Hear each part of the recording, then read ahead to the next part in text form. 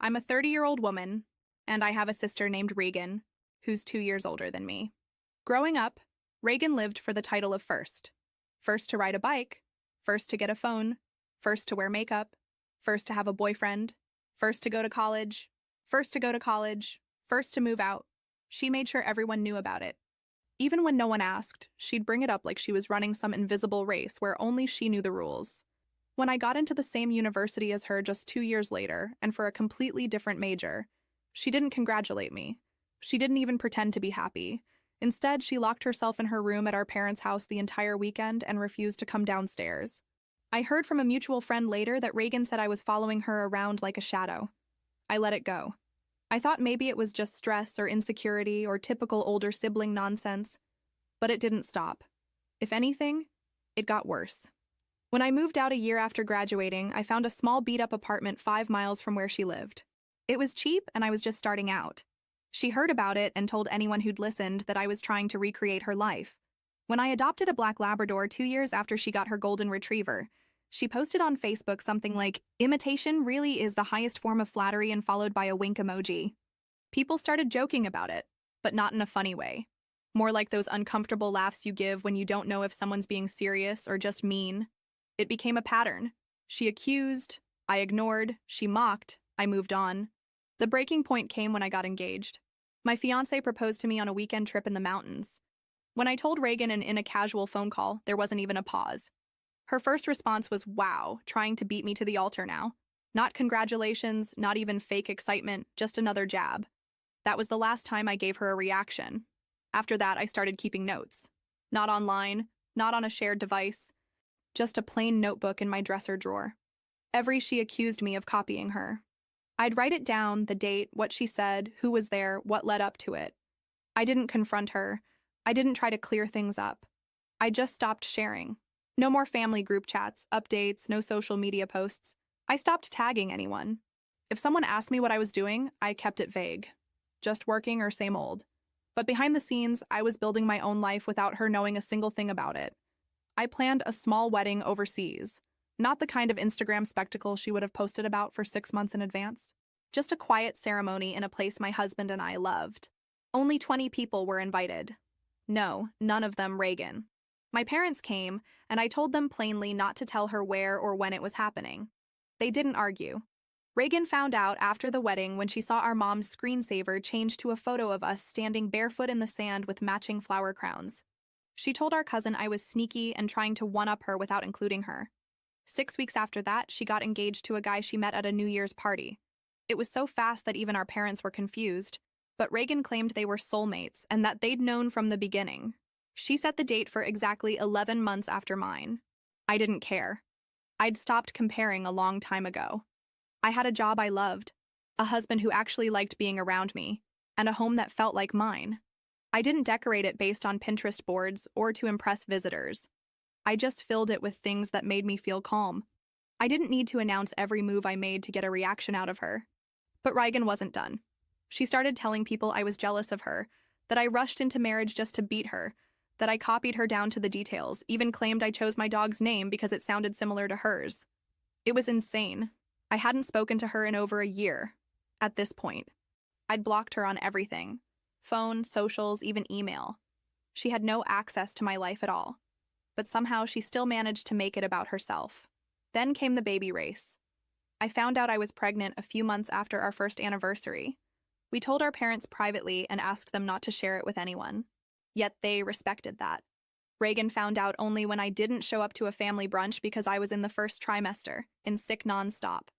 2 weeks later, she announced her own pregnancy on her Instagram with a long caption about beating toxic people to the punch and taking back what was copied.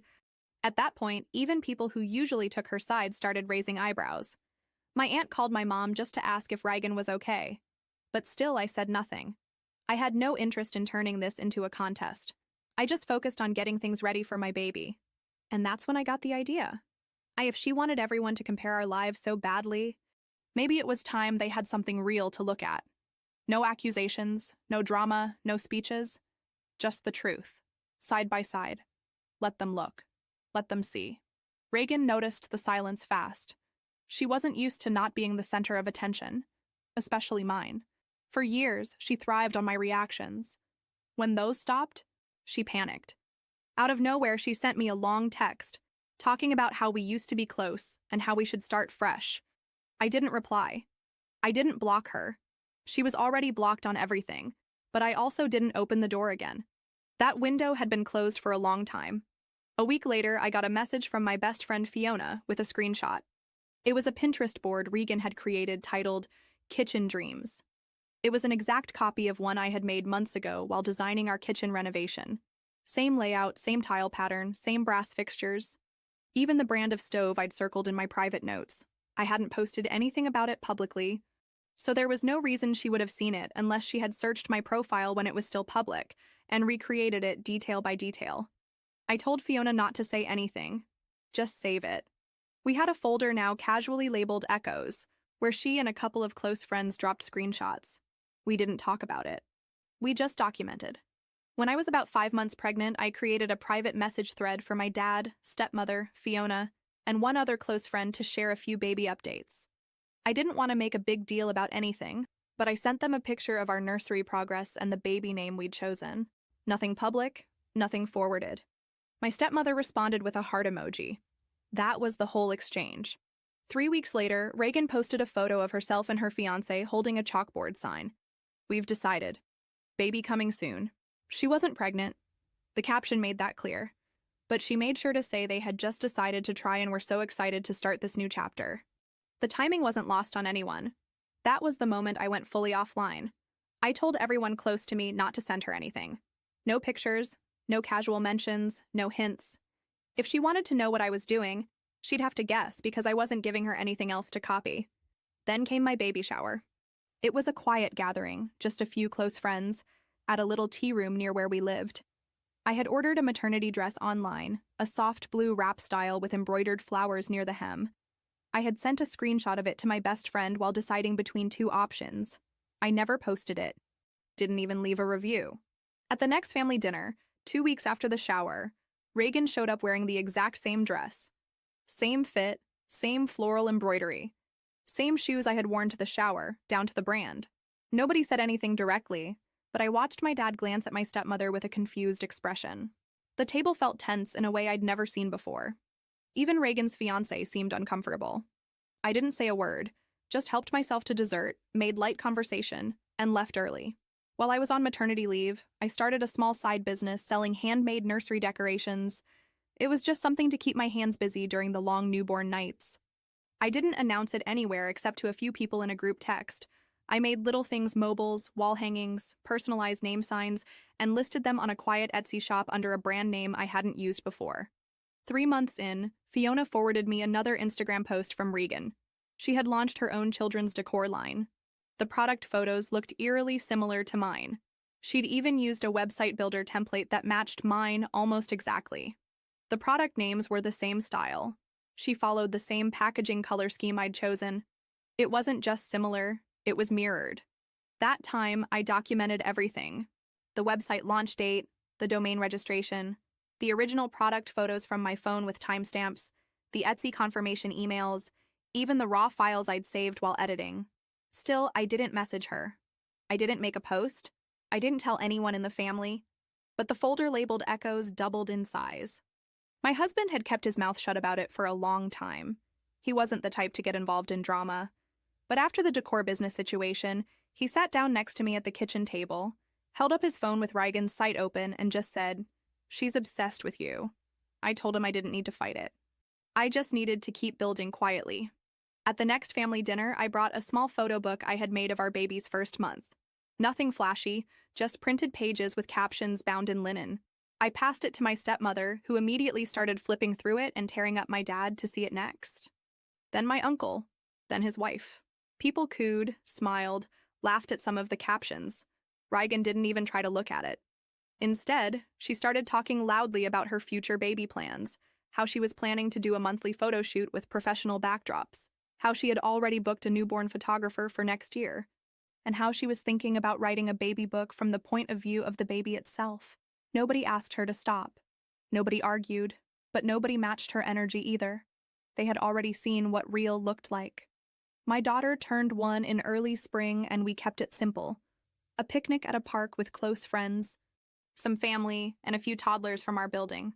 We laid out blankets, brought sandwiches, fruit, and a small homemade vanilla sheet cake I had baked the night before. I tied a soft pink ribbon in her hair and printed out a few baby photos to hang from the trees. Nothing extravagant, just warm, happy, and real. Half an hour in, Regan showed up. No text, no call. She hadn't been invited.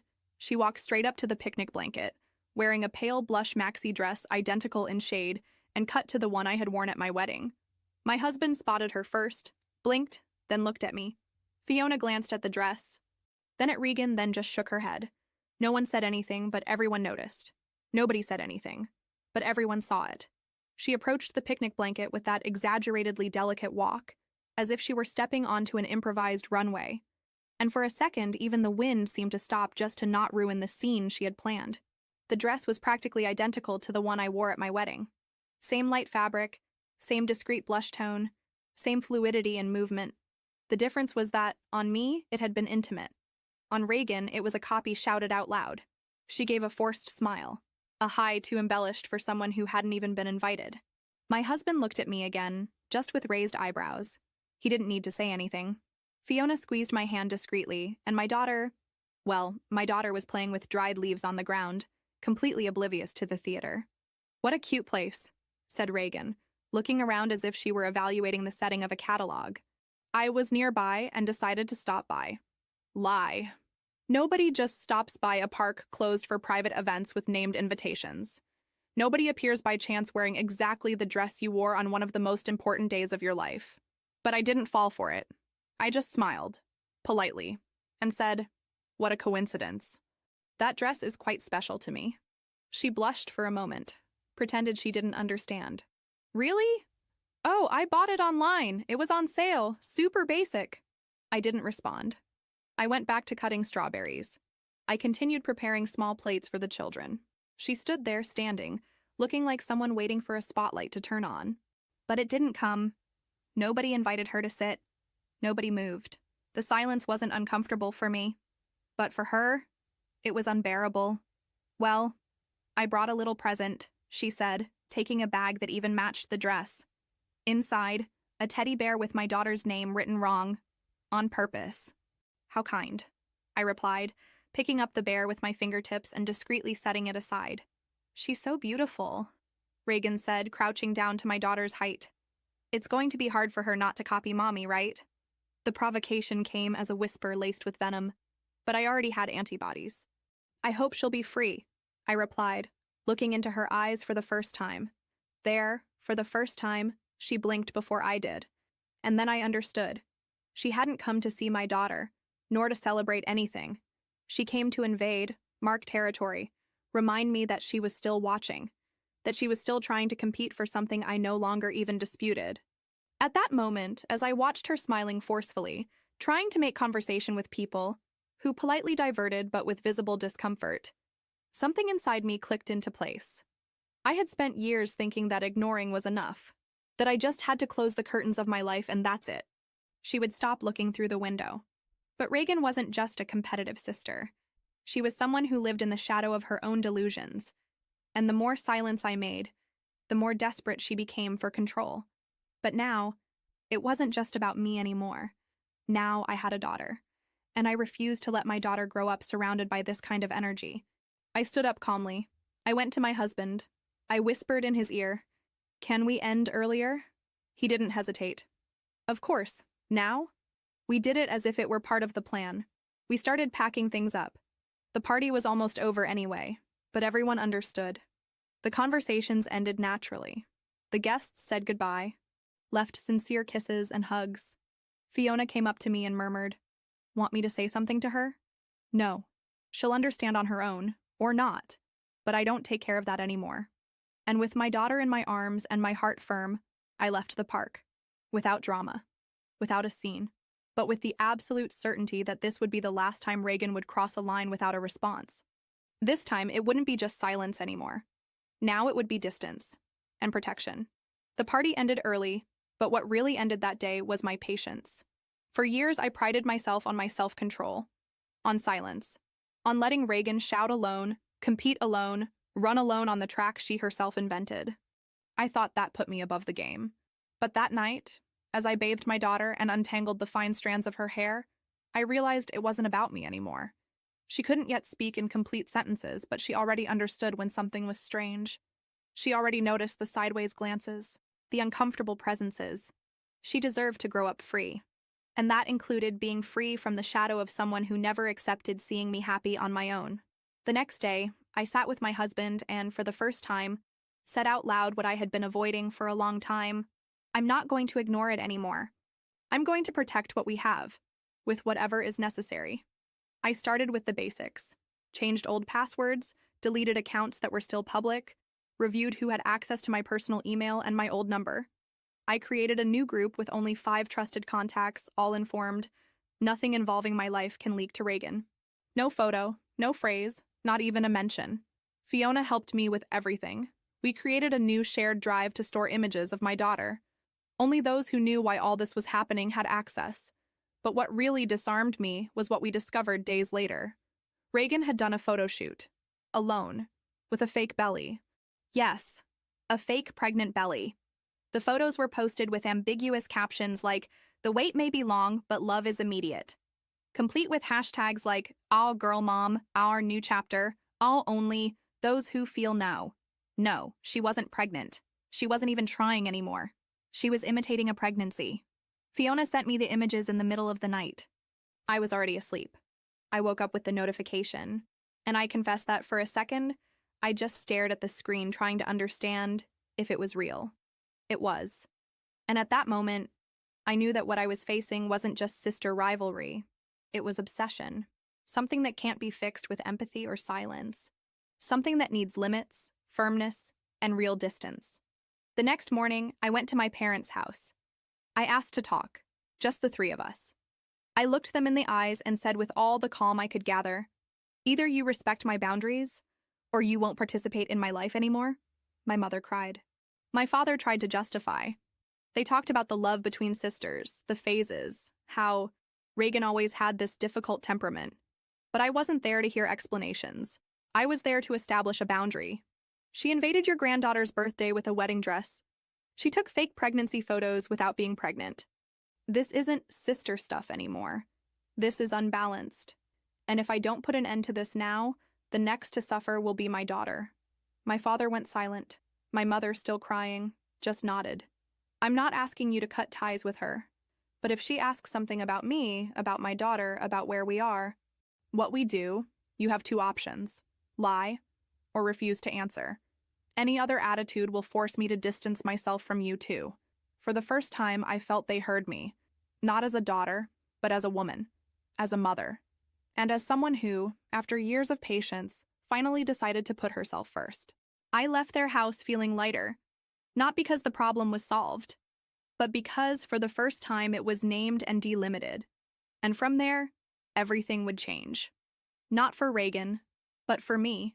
After that conversation with my parents, I spent days with a strange calmness. That calm that comes not when everything is resolved, but when you finally stop pretending you don't see the problem. I knew Regan wouldn't stop. People like her don't accept limits, especially ones they didn't impose. But now, for the first time, I was prepared. And she wasn't. The first attempt was subtle. I was at the cafe where I usually work on lighter days. Quiet environment, with small tables on the sidewalk. That sound of dishes mixed with the sound of leaves swaying. I had already warned the few friends who used the same space. If she appears, don't talk to me. Don't give her an opening. The order now was to protect, not react. And there she was. She entered with the same theatrically soft steps, bag hanging on the side, hair done as if she were going to a TV interview. She sat 3 tables behind, ordered something just to be part of it, and kept watching me. Discreetly, of course. But I know the way. I didn't get up, didn't speak, didn't look. I continued typing as if she were just another shadow on that sunny morning. She stayed there for 23 minutes. Then she left. Fiona, who was 2 tables away, sent just one message. First attempt. Documented. 2 days later, she appeared at a craft fair. I had a small stand selling pieces from my business. The one she tried to blatantly copy with the same website template, the same packaging, and even the names of the products. She didn't talk to me. didn't buy anything. But she kept walking through the parallel corridors, always stopping within sight of my stand, with a clipboard, taking photos with her phone in a casual way. My husband, who was with me, approached, held my hand, and murmured, "If she steps inside the stand, I'll break composure." She won't. She just wants to be noticed. And once again, I didn't give her that. We took photos with real customers. We handed out cards. And Fiona from the other side of the pavilion photographed her, with time, date, and face. Complete record. After that, she tried the indirect route. Message delivered by a cousin. She asked if she could see you to talk. I said no. Message delivered by an ex-friend. Regan wants to apologize, but she's ashamed. She said she just needs one chance. I replied, she had 30 years. Gradually, people began to notice, not just her discomfort with my silence, but the imbalance. "Did you see what she posted yesterday?" a college colleague asked me. No. A video with the caption, "Silence is also a form of violence." Think it was for you? I don't know, I don't care. Another friend commented, "Funny how she's always talking about her envious sister and never shows a picture of you two together. It seems the envious sister only exists in her head." And gradually, the audience emptied. The jokes lost their humor. The posts became noise. The indirect comments no longer had echo, because for a spectacle to exist, you need an audience. And Regan, for the first time, was acting alone on stage, without an audience, without applause, just with her own obsession echoing off the empty walls. And me? I watched it all with a mixture of sadness and relief. Sadness, seeing what she had become. Relief, knowing that I had finally left the game. It wasn't escape. It was clarity. And with each new step she took trying to force her presence in my life, I understood more. The problem was never me imitating Regan. The problem was always that she didn't know how to be someone without imitating me. Sometimes the recognition we expect for years comes from where we least expect it. And when it arrives, it doesn't bring euphoria nor revenge. It brings a different kind of silence. A silence of relief. It happened at a Sunday lunch. One of those family gatherings I used to avoid, but which I decided to attend after much insistence from my stepmother. Regan, according to my mother, wouldn't come because she was emotionally tired. The old excuse she always used when she wanted attention without effort. I went. Not out of curiosity. I went because, for the first time in a long time, I wasn't afraid of her presence or absence. I was whole. I arrived with my daughter in my arms, my husband by my side, and a simple orange cake in my hand. No production, no announcement, no performance. It was only when my uncle approached, pulled up a chair beside me, and said quietly, "Can I tell you something?" that I felt something was different. He placed his interlaced hands on the table and, without beating around the bush, said, "I never realized how hard Regan was on you. But now we understand." I stayed quiet, waiting. We laughed at the things she said, thought it was exaggeration, sister's mischief. But seeing everything that happened, everything she's been doing, it's as if someone had removed a blindfold from our eyes. He paused. She copies you, stalks you, and still tries to invert everything to seem like the victim. I feel terrible for not having seen it before. I nodded but didn't respond immediately, because it wasn't the first time someone had told me this in recent weeks. A cousin sent me a message after seeing Regan's fake pregnancy photo shoot. A colleague of my father's commented that he found the whole situation disturbing, and even my grandmother at breakfast the day before looked at me with teary eyes and murmured, "What she does to you, it's not from God, my child." But hearing that face-to-face at that simple lunch caught me off guard. Because for so many years, all I wanted was to be believed, to be defended, to be seen. And now that I was finally being seen, I just felt tired. Not grateful, not vindicated, just exhausted. "Thank you for saying that," I murmured to my uncle. "Really? But I don't want my life to be a response to what she does anymore. Not for better, not for worse." He nodded with a guilty look, and then said, "You're right. And no matter how much she still tries, we see who you are. And that changes everything." I smiled, a smile without teeth, but sincere. After lunch, I went to the backyard, sat in the hammock with my daughter sleeping on my chest, and watched the trees swaying slowly. And for the first time, I thought out loud, Why do I still let this hurt? The answer came on its own. Because even when freeing yourself, some wounds take time to heal. It was no longer about Regan being in my life. She wasn't anymore. But the damage from years of being disbelieved, ridiculed, mocked, doesn't disappear just because people understood. I still find myself doubting myself when I like the same colors she liked. I still hesitate before buying something that might remind of an idea she already used. I still feel tainted when someone compliments something that somehow might seem similar to her style. And that's what hurts the most. Because it's not enough to cut the bond. The chain still leaves a mark on the wrist. And if we don't take care, it becomes guilt that doesn't belong to us. But there, with my daughter breathing deeply in my lap, with the smell of grass and cake in the air, I decided I will heal. Not to prove anything. But so my daughter never grows up thinking that loving someone means chasing approval. From then on, I started writing again. Not in a hidden notebook like before, but for myself, for my story. To give back to myself the parts that Regan tried to swallow. And when I got up from that hammock, I knew the next step wasn't to distance Regan. The next step was to get closer to myself. My daughter was almost 2 years old when she pointed to an old photo and asked, with that curious and innocent way that only a child has, "Mommy, who's that lady from the strange party?" The photo was one of the few that remained of me still pregnant. I was smiling, wearing that light blue dress, surrounded by friends at my baby shower. And there, in a corner of the image, barely framed, appeared Regan, face turned to the side, harsh expression, and the same dress, copied, sewn with provocation. I swallowed hard. I looked at my daughter and, for the first time, allowed myself to answer without bitterness. That lady was someone who wanted very much to appear in the photos, even when the party wasn't hers. She widened her little eyes, confused. Why? I smiled calmly. Because sometimes, sweetie, there are people who haven't yet learned to shine on their own. And when that happens, they try to take others' shine, as if it were theirs. Like taking a toy without asking? Exactly like that. She thought for a second, then changed the subject as only children can. But I stayed there, holding the image in my hands, thinking about how many versions of the story I carried in silence. How many times I preferred to disappear from photos just to avoid confrontation. How many times I gave up speaking to not seem bitter, to not be the sister who complains. But my daughter was growing up, and with her, my responsibility grew not to pass on what I had swallowed my entire life. The legacy I wanted to leave her wasn't made of beautiful dresses or walls decorated with good taste. It was made of examples, of dignity, of boundaries, of truth. The following week, I set aside time for myself. I took everything that was in that folder called Echoes.